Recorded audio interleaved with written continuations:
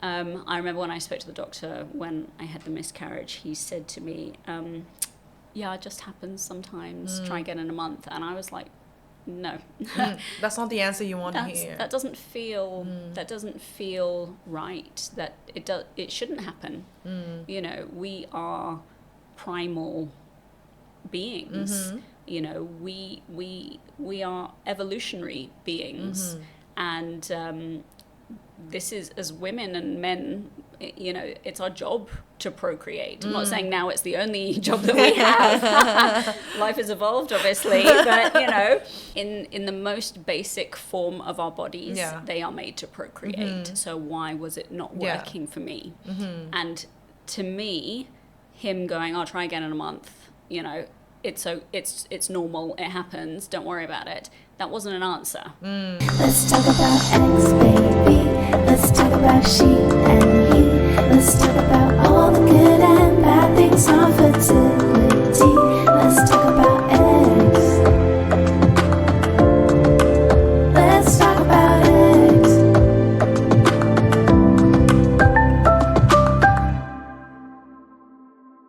Hello and welcome to the How Would You Like Your Ex podcast. I'm your host, Dawn Chan, and founder of Fertility. In each of our podcast episodes, we invite women to come here to speak about their fertility experience, as well as sometimes medical professionals to talk about how they can support your fertility journey. Today, we've got a special guest, Sylvana, here, who is going to be speaking to us a little bit more about how she became a mother and her journey into motherhood, and also a little bit of the ups and downs that happen in between. But first of all, thank you for coming, Sylvana, and welcome to our podcast. Hi, Dawn. Thanks for having me. Of course.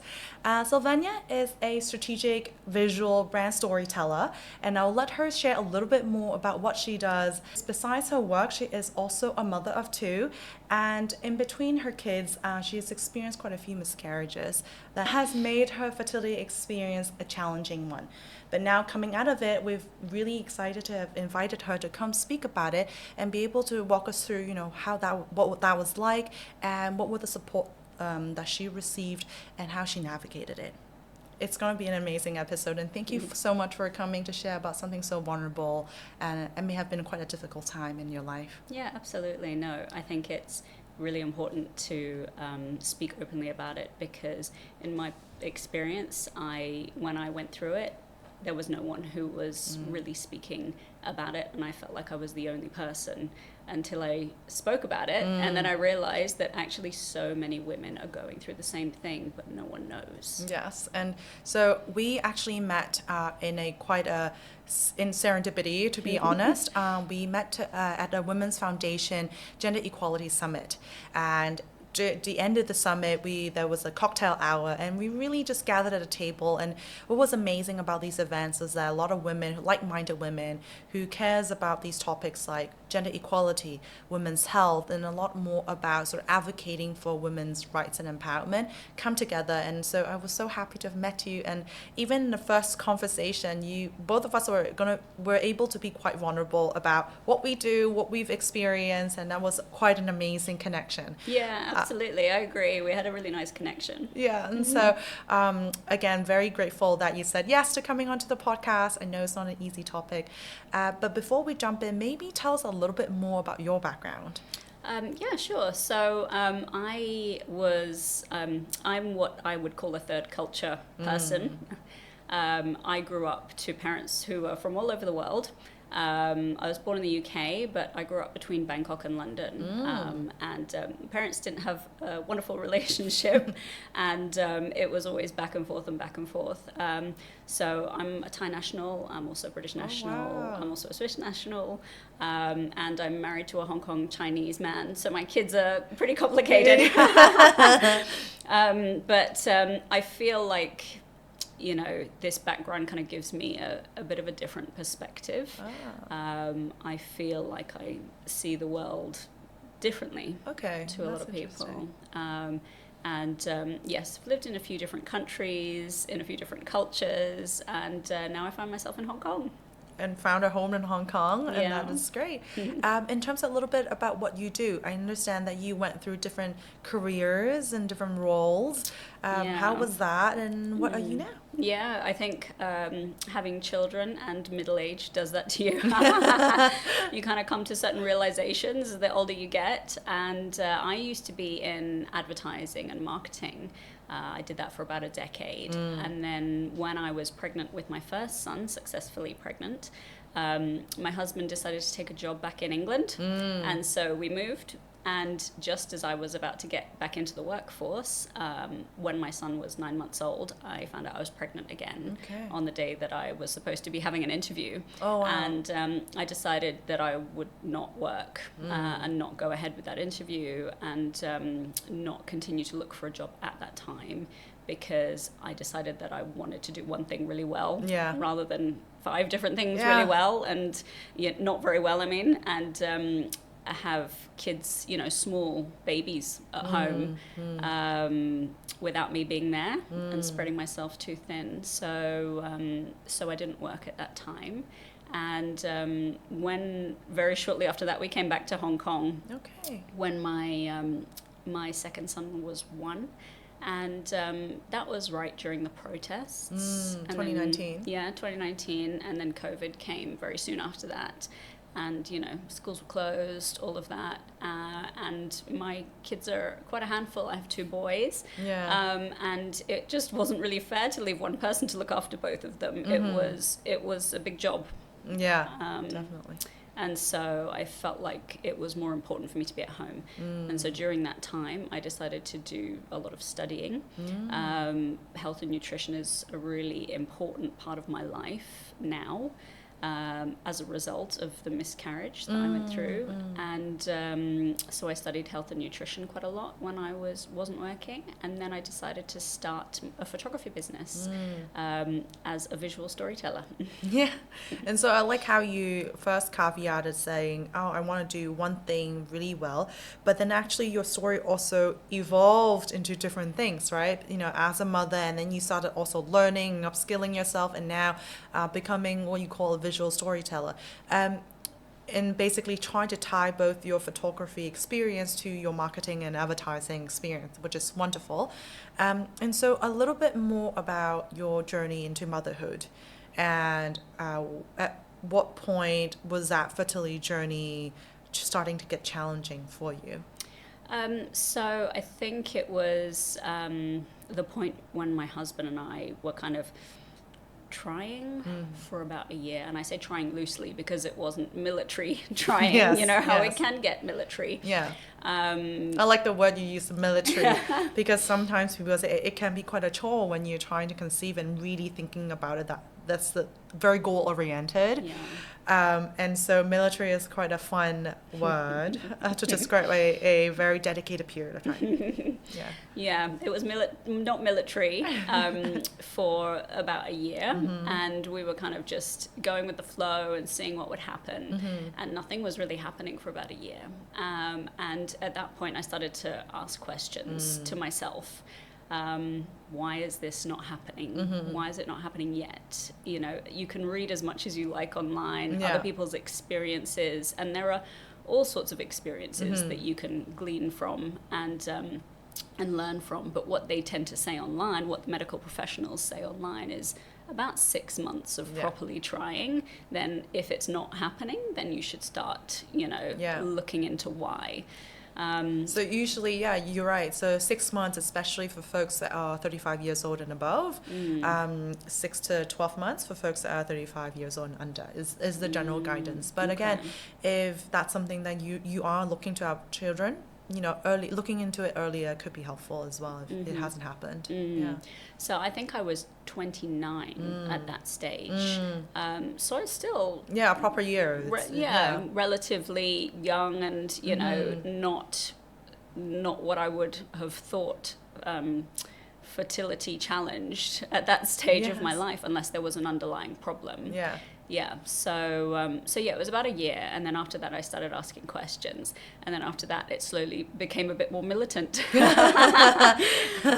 It became a bit more kind of like, okay, is this really something that we want? Are we gonna really try to do this, or are we just gonna leave it up to chance, continue to leave it up to chance as much as we have been doing? And then it just started to get a little bit more serious and a little bit, a few more questions around why isn't this happening? And reading all the stuff online, Dr. Google, Yes. gives you a lot of information. And tread with caution because, a lot of it doesn't apply to you. Yeah. But at the same time, it's helpful to know some stuff. Yeah, reference points, what's normal, what's not, sort of, Exactly. right? Anchoring yourself. Yeah, that makes sense. Yeah. So I think it was about a year and a half of us trying before I had miscarriage. And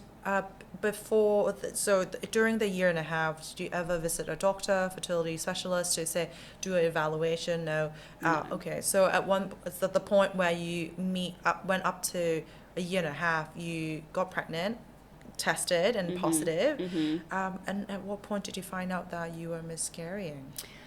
So it was pretty early on. Okay. I can't remember exactly which week I was in, but I do remember where I was and what was happening at the time, because I remember actually when I found out I was pregnant because we were at a friend's wedding in Phuket. And it was a really happy time, and I found out I was pregnant like the day of the wedding, and I was like, finally. And then we came back to Hong Kong, and I was at work. My husband had gone away on a business trip.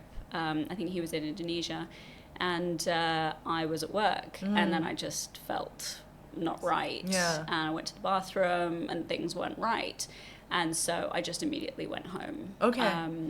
I immediately went home. I called my husband on the way home, and he said, I'm getting on a plane right now. Yeah, so you were bleeding, basically. Wow. So, but not a lot at that point, but just enough to be concerned. So I went straight home, made an appointment with the doctor for as soon as I could. My husband, he was only in Indonesia, so he came home like within a couple of hours. So it was pretty easy for him to get home, thankfully. But he was incredibly supportive, and the fact that he immediititly said, I'm getting on a plane. Exactly. And without the diagnostics, without whatnot, you feel like something is wrong, and he believed you. That in itself is the level of trust. It speaks to the level of the relationship you guys have. That's great for him to do that. Yeah, incredibly supportive. And what was great, that it kind of made me feel like we were going through it together. And I felt, because of the journey we'd been on, he felt like he was going through it with me. The fertility journey is for both people, for both of you. And so he came home immediately, and in that time I had gone to the doctor, and they did an ultrasound, and they couldn't find a heartbeat, and he was like, yep, that's that. And it was very cut and dry. Wow. It was very cut and dry. It was very surreal experience. And I remember being in the clinic, and he was like, there's no heartbeat. It's early days. Give it a month and try again. And I was like, what? I'm not even thinking about trying again right now. I'm just thinking about this process that I'm going through. And he said, you haven't fully miscarried yet. You've got to give it a few days and wait for the process to naturally happen. And then he was like, it will happen naturally. You just got to give it some time. Or we can do a D&C. I don't know if you know about D&C. This is quite a big topic in the US, especially. Okay. Because D&Cs can be considered an abortion, basically.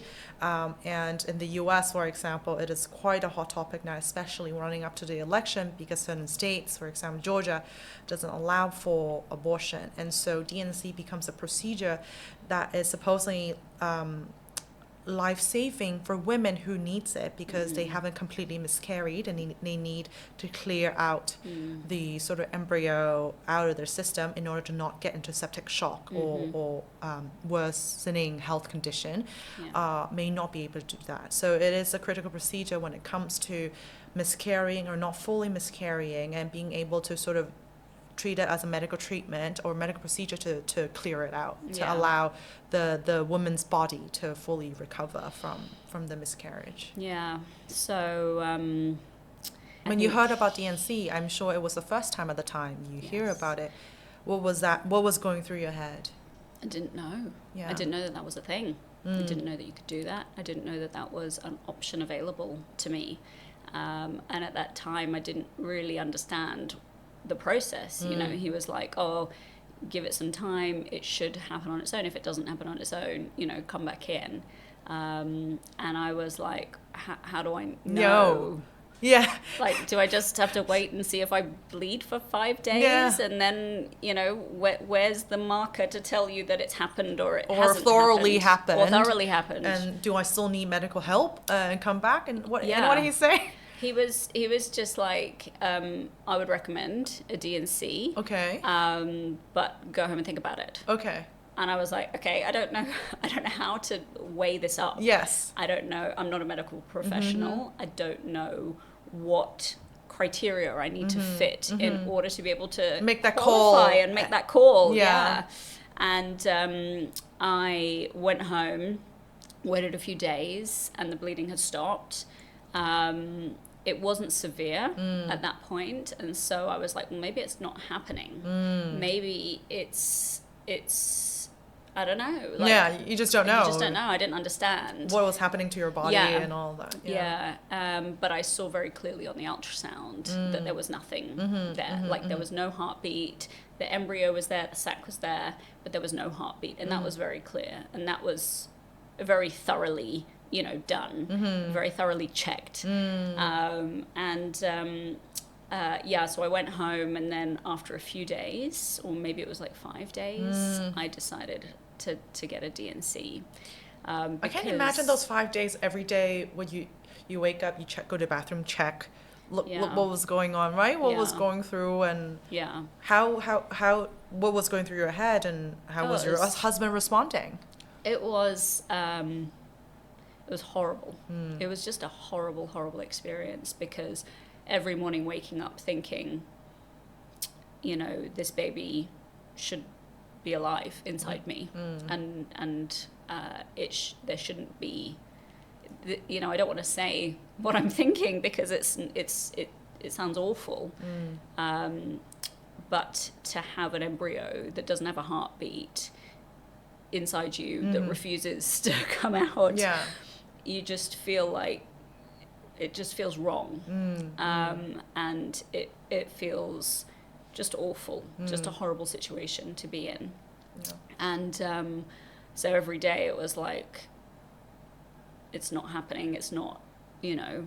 And you almost feel bad that you're waiting for it to happen also, would it? Like it's like, you understand, like you say, clearly done and clear, you see rationally there's no heartbeat, it's ended, but it hasn't left your body. It's still in you. And I can't imagine what that means is every day you're waiting for it to come out, but you wanted to still be there, you wanted to be alive. That must have been a very agonizing type of feeling. And then also the sense that there's no control.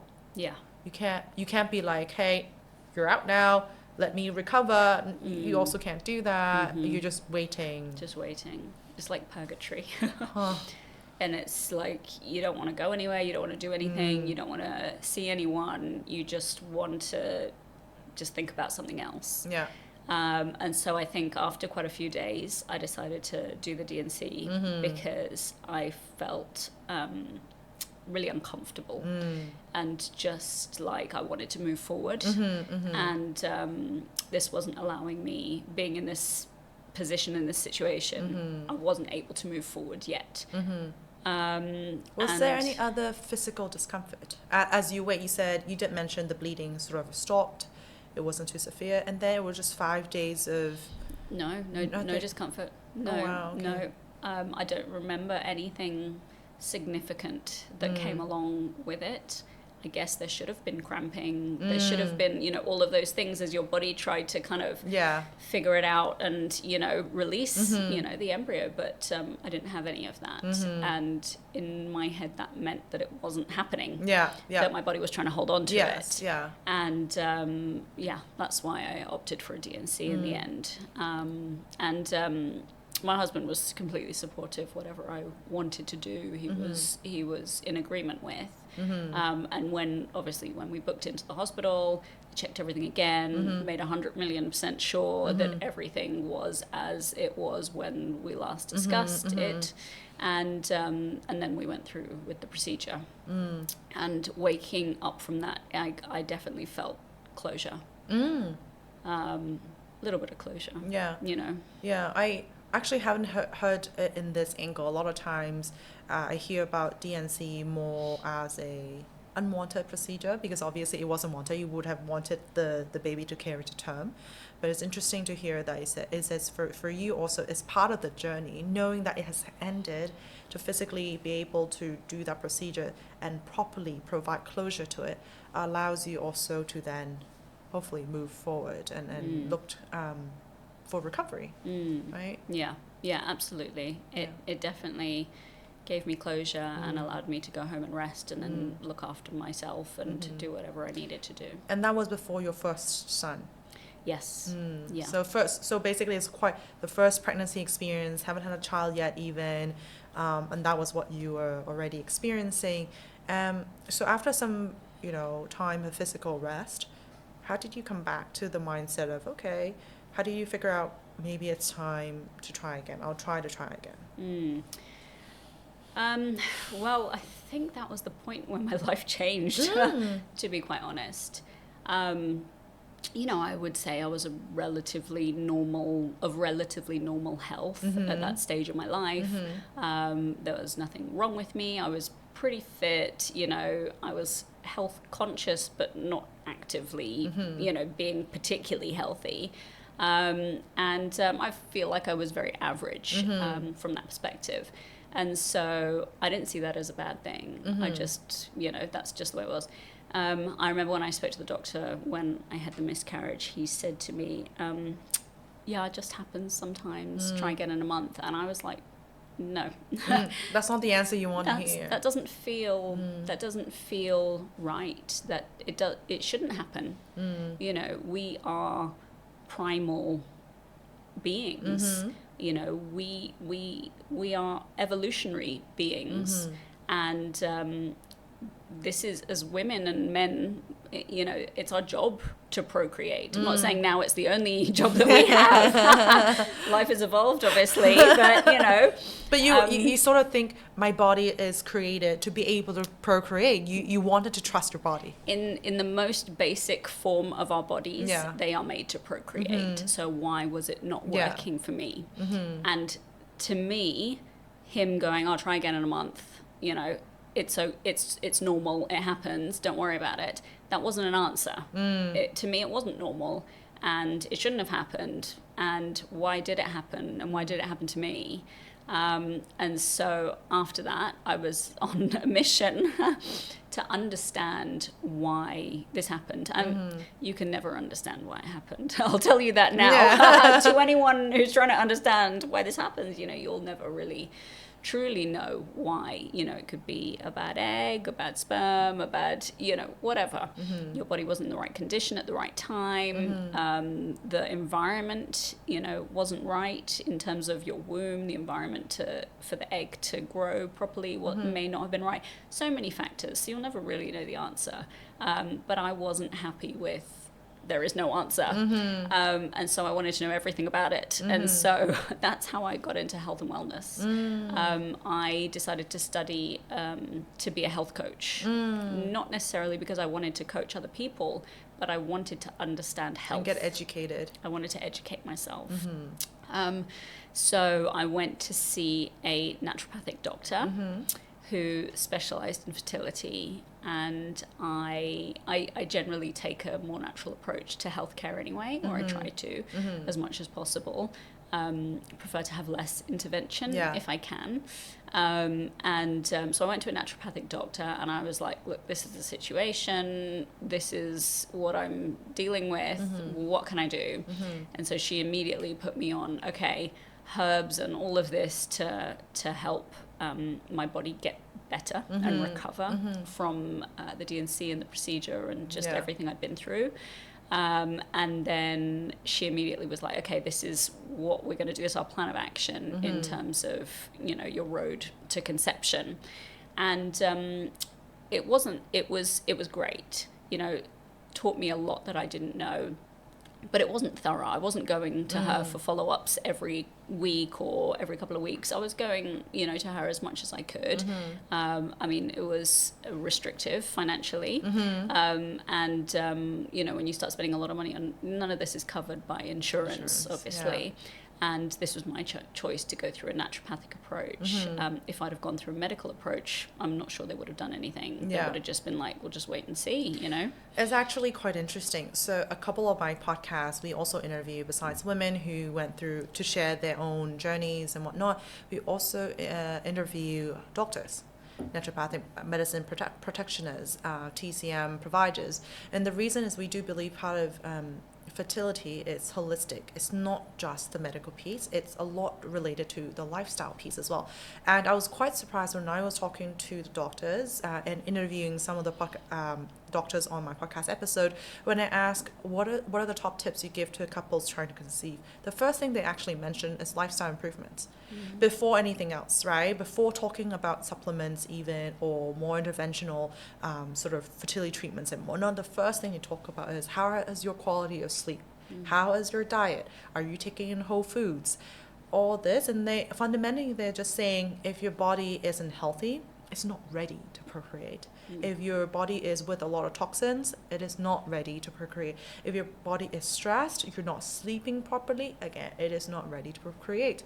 And so even though when I was on this journey, you know, procuring this podcast, I want to have different balanced view, even the Western medical doctors are actually very much in line with sort of the lifestyle approach and championing some more natural approaches to navigating the fertility journey as well. That's why I find it, you know, as we're talking about the topic of fertility, it is a topic of vitality as well. Is it a topic of health as well? And how do you get to that, right? Yeah. It is so multifactorial. Yeah. That's why it is challenging for some people, especially when they're saying, I have a miscarriage or I've been trying to conceive and it's not happening. What is my work plan exactly? It's so multifactorial, it can become challenging to say this, if you did A, you're going to solve it. If you did B, you're going to solve it. It's different for different people. Yeah, absolutely. Yeah. And that's what I realized by seeing this naturopathic doctor. She was like, right, lifestyle choices, food choices, you know, supplementation, work stress, what do you know, job stuff, like bringing all of that together. And it's not something that we're taught, is it? Yeah. You know, that's the interesting thing. We don't know this stuff growing up. We don't get taught it in school. We don't get taught it from our parents necessarily. Yeah.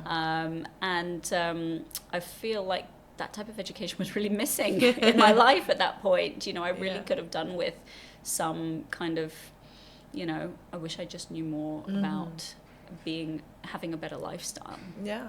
And so now we talk about, okay, you've gone to the naturopathic medicine professional to help you at least recover. And then at what point do you think, you know, mentally and physically, we would like to try again? So I don't think it was really a question that we asked ourselves. It wasn't a conscious, okay, are we ready to try again? Okay. It was just we came together and it felt right. And, you know, we just kind of, it just kind of happened naturally, you know, from there.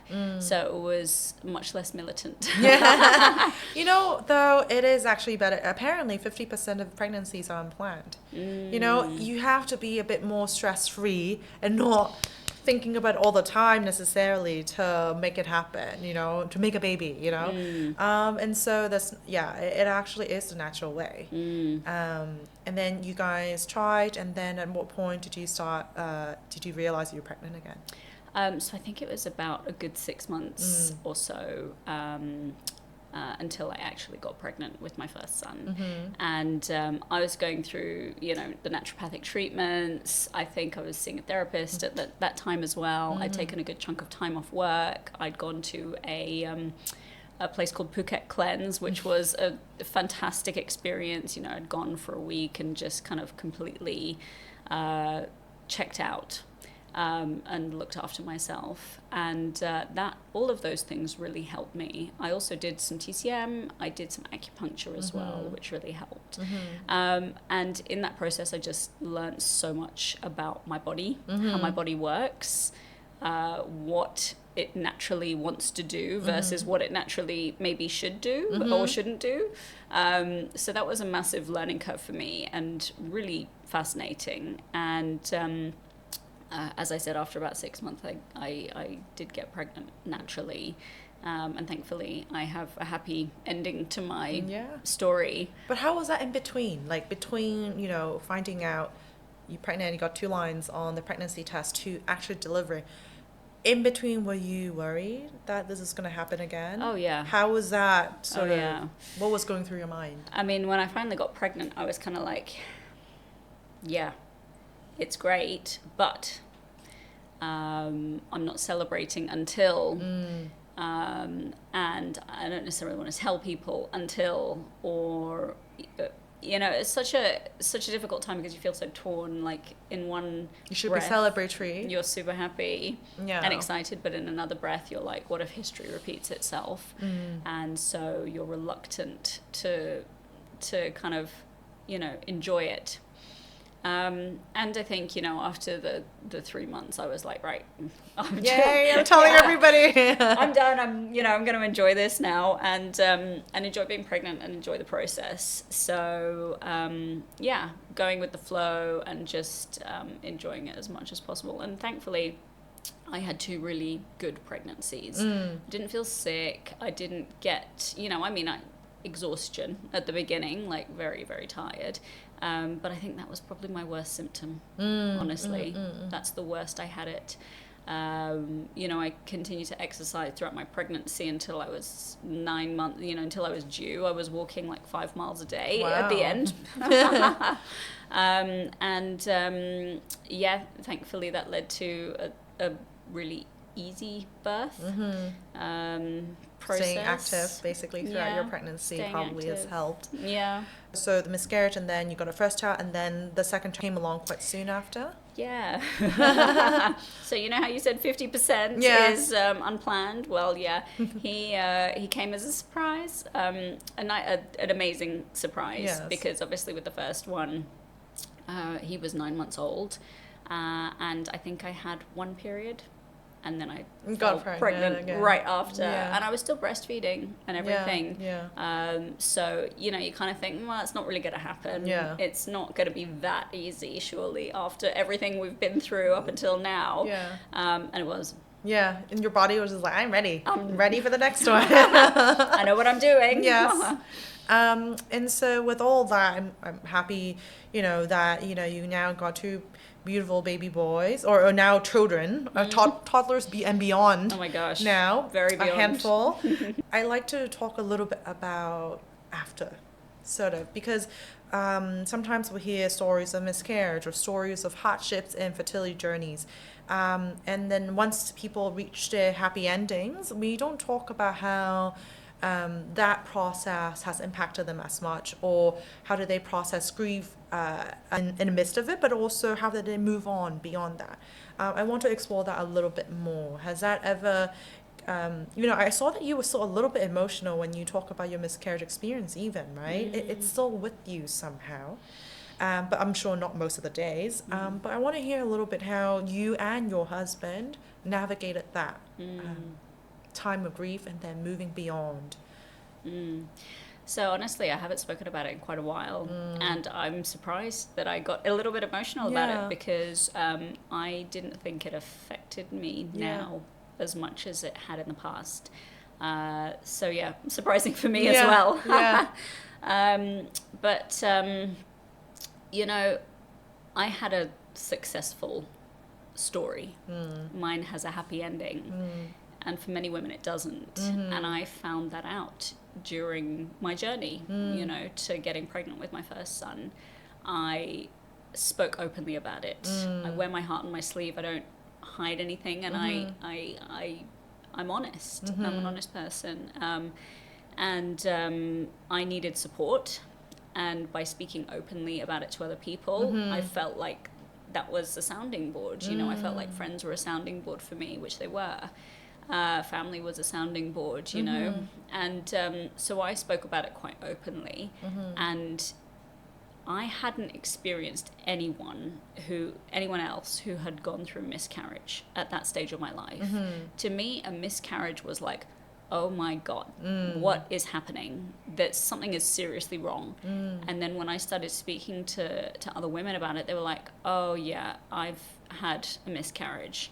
I've had 5 miscarriages.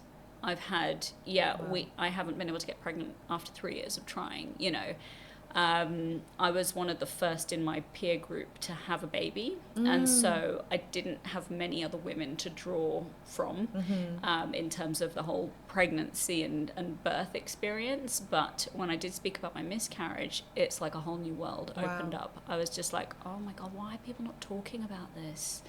Like, the support can be there if you open up. And I found that when I opened up is that people were extremely supportive, and that's what I needed at that time. And in return, I was supportive of women, and you know, we could resonate with each other, and we had this shared experience in some cases. And that was fundamental in me moving forward from that grief.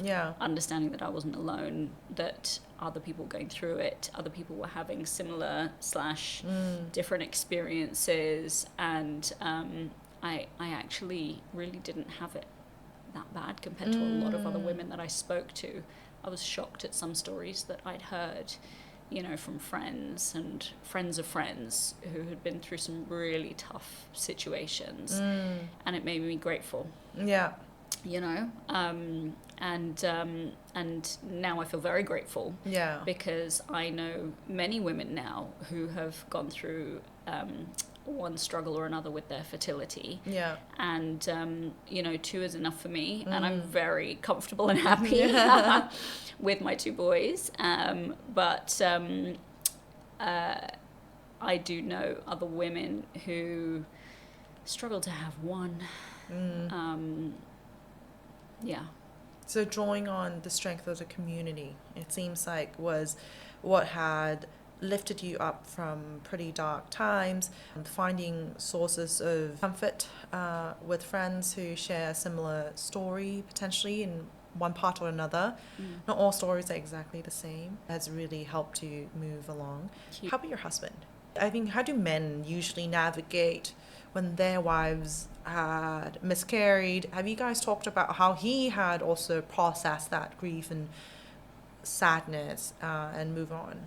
How have you seen that? Yeah, it's interesting because he's a man, so he doesn't, you know, I don't want to stereotype or anything, but I think women have a tendency to speak more openly about it than men do, you know, in terms of processing grief. I have no doubt that he felt it deeply in the same way or in a similar way that I did. You know, he went through it with me, and he saw my physical struggles, even though he wasn't going through a physical struggle.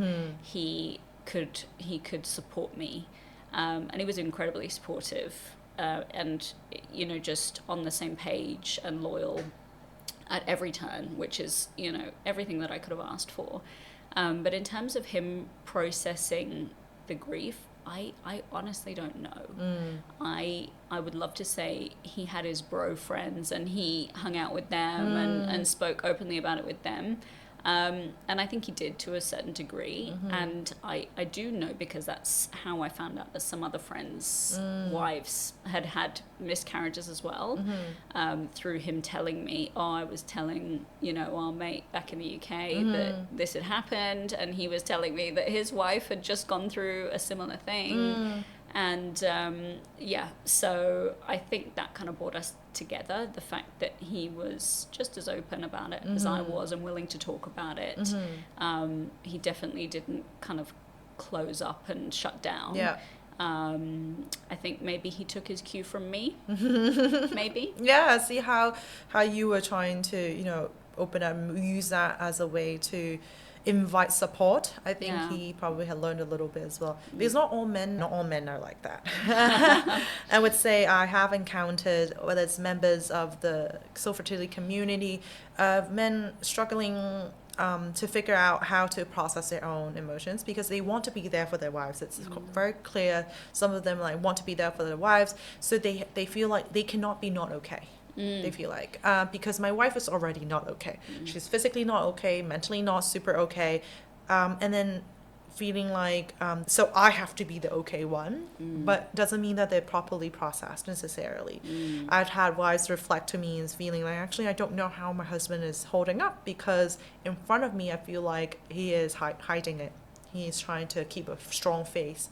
But actually the wives may be actually looking for connections. They both want to be, she wants to be vulnerable, but she feels like she cannot be vulnerable because the husband isn't exactly being vulnerable because he's trying to create a sense of strongness, right? To support her in a way. And so it's a very interesting dynamic there. Yeah, it's tough. And so we sometimes I'm also, as I'm building up fertility, we're trying to figure out how to become a better resource also for men, not just the women, but also the men. But it is a journey on its own, that one, and looking to eventually figure out how we can do that as well. Because again, like you said, fertility, it's two people's business. And so when something like a miscarriage happened, both, to different extents in different ways are affected negatively. In terms of the men, we don't have as much spotlight. Like as we said, we already don't talk amongst the women. We already don't talk about miscarriages like this enough.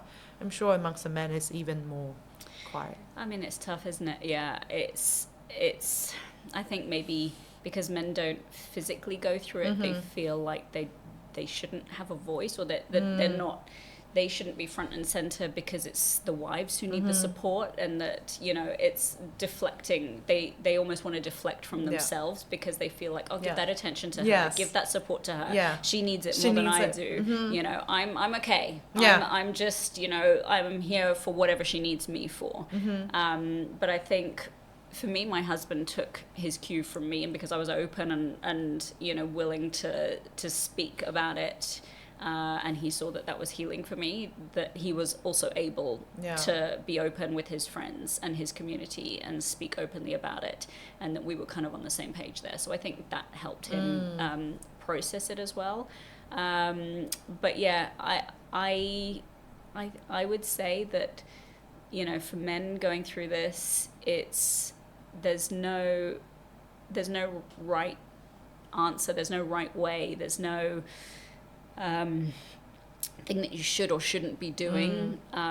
Just be honest with yourself. Yeah, be honest with your feelings, and at least if you're not used to sharing with the world or your community, share with your wife. Right? I think she could be stronger than you think sometimes. Yes, she's going through it, but I feel like the wife is also looking for that connectivity as well, to know that it's okay to know that you're not okay as well. Almost. Absolutely. Right? I mean, fertility struggles are the kinds of things that can make or break a relationship.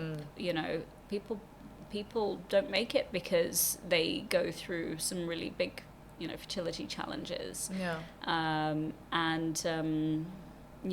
think that it's just so important to be open with each other, at least. I mean, or else the world already doesn't shed as much light on it, so at least the two of you needs to be there for each other and on this together.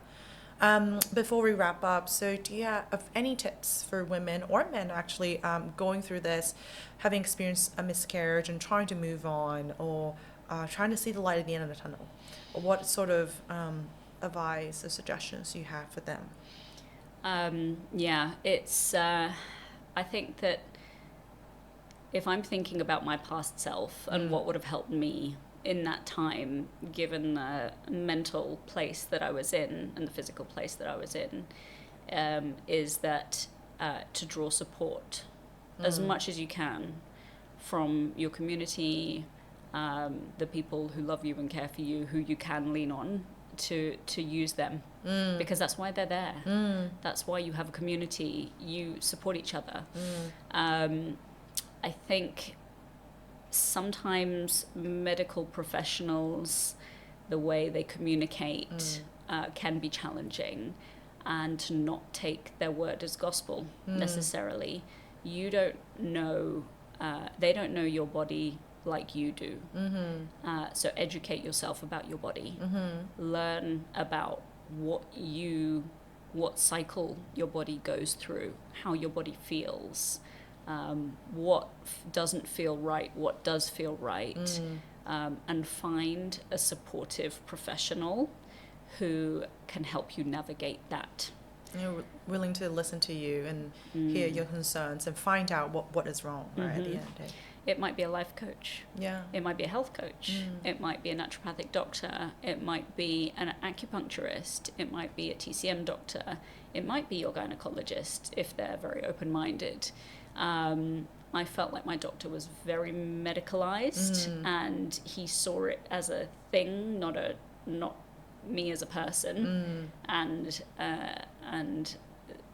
the baby as an embryo and not as a baby. And obviously it wasn't a baby because it was still an embryo, but I had an emotional connection with it.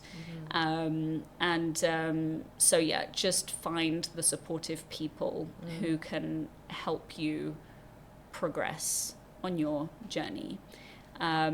There isn't one way that is right. I know a lot of people who, for example, have gone through miscarriages, not taken the naturopathic approach at all, and decided to go straight to IVF, which, if that's what works for you, then absolutely, do what works for you. I chose to try and fix things that I thought were not working, and to educate myself in that sense. So you've just got to lean into what you feel is the right path for you, and to bring on as much support as you can, people that will listen to you and be open with you. Amazing. Thank you so much, Sylvana. This has been an amazing episode. Thank you for sharing so openly and honestly about what has been challenging and offering such good tips and guidance for those who are also experiencing it. Thank you so much. No, thank you so much for having me. Yeah. Thank you so much for watching our episode today. If you like our content, remember to like our episode and subscribe to our channel. See you next time. Thank you. Bye. Thank you for tuning in today. Subscribe to our channel wherever you are so you will never miss our episodes when they drop. Be sure to share our podcast with your friends so that we can break the taboo on fertility together. Don't forget to follow us on our social media channels to stay up to date on the latest moves of fertility and get tips in navigating your fertility journey. I am Dawn Chan, and we will see you next time at How Would You Like Your Ex podcast.